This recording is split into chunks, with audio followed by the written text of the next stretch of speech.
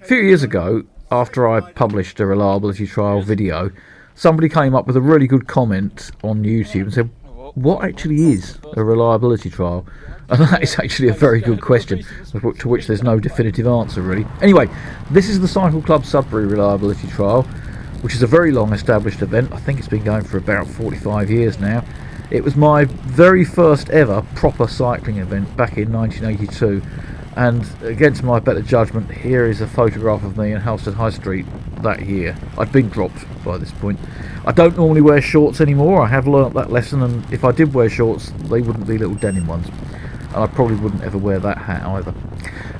Anyway, that's enough of the embarrassment out of the way. What is a reliability trial? Well, I would say reliability trials can be what you want them to be really, but basically they bring riders together from local clubs.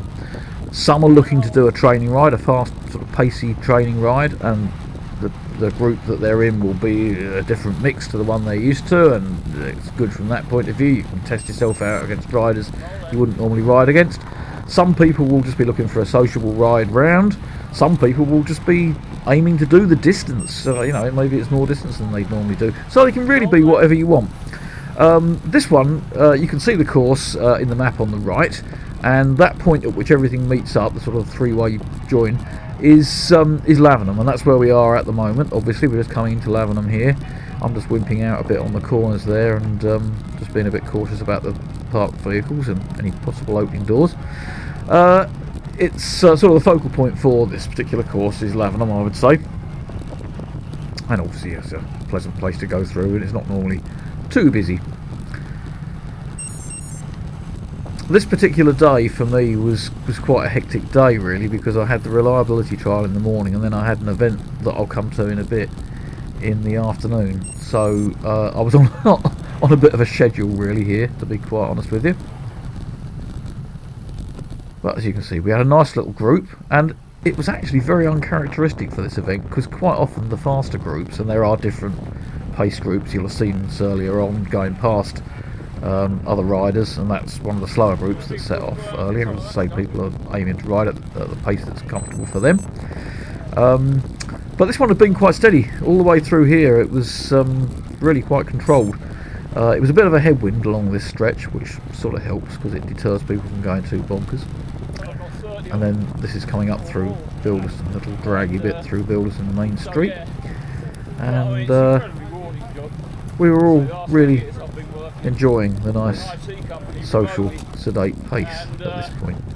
But anybody who knows this road, this is the B115, will know that it's got a bit of a sting in it in about 2 or 3 miles time, and as you head towards Stowmarket, there's a ridge that runs across the countryside there, and this is it we're approaching now. So this is the Wash in Hitcham, and we have a time trial course, or an old time trial course that used to come through that junction, and just as you come around this corner, the hill kind of rears up, and I was very nonchalantly riding along on the front with my 60-year-old legs when this happened. Now, if you know anything about power, then you'll know that 300 watts is fairly high. Certainly it's fairly high when you're 60. You might have heard about Pogacar's power, and he can do that all day and more.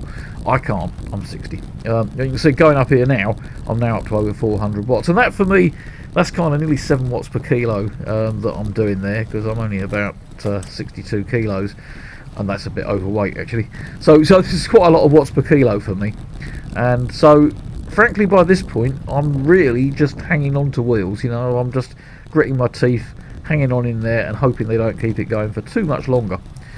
It was a well-timed little dig, because we'd actually had another group catch us, which meant we had quite a large group, and you don't really want a really big group on an event like this, because you start to get a bit disruptive to other traffic. So it was quite a good thing to split it really, and it was also a good place to do it because this bit over the top, this is now approaching Great Finborough, was then crosswind, and so you can drive home the advantage there. So we sort of held the gap. Some riders did get back to us actually. They worked together and caught us on the bit where we sat up just a little bit later, so the group did actually get a bit bigger again, but for this bit it just kept it nice and even. It's a nice fast bit of road that. But then we got into Rattlesden, which is not a nice fast bit of road really, even though it was a tailwind on this particular day, and this corner, I know this bit of road very well because I tend to spend a lot of time out in this part of the world nowadays, and so I knew about those potholes. I did warn them, but anyway, it was a bit exciting going through there. It's a lovely little village, Rattleston, but I have to say its roads do their fair share of the rattling nowadays. I've seen them over the years covered in ice. I've seen them over the years flooded to a considerable depth for one of the reliability trials some years ago, but at the moment it's just the potholes.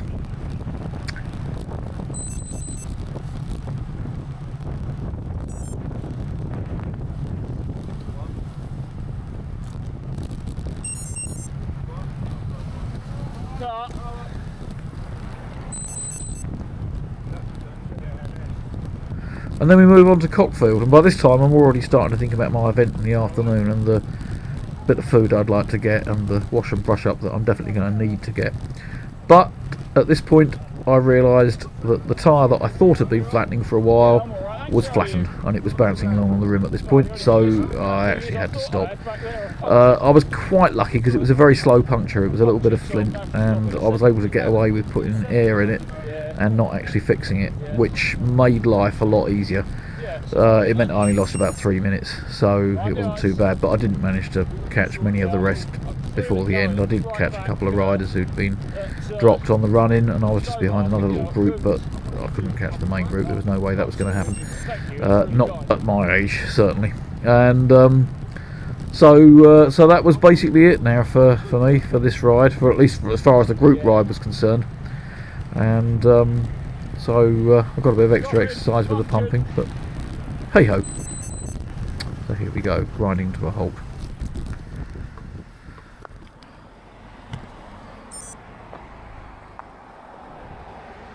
Anyway, it didn't take an awfully long time to sort out, as I say, and I was soon then back into the action. And as I started, there was a group of riders just coming up the road, so I actually thought I could jump in with this lot and that'll be a lot nicer, both more sociable and nice to get the advantage of being in a group again.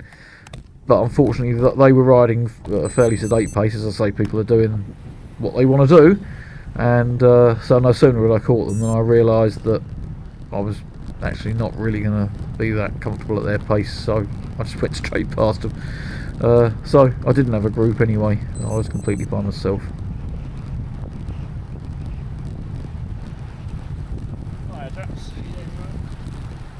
So it was then, as I say, pretty much a lonely ride back.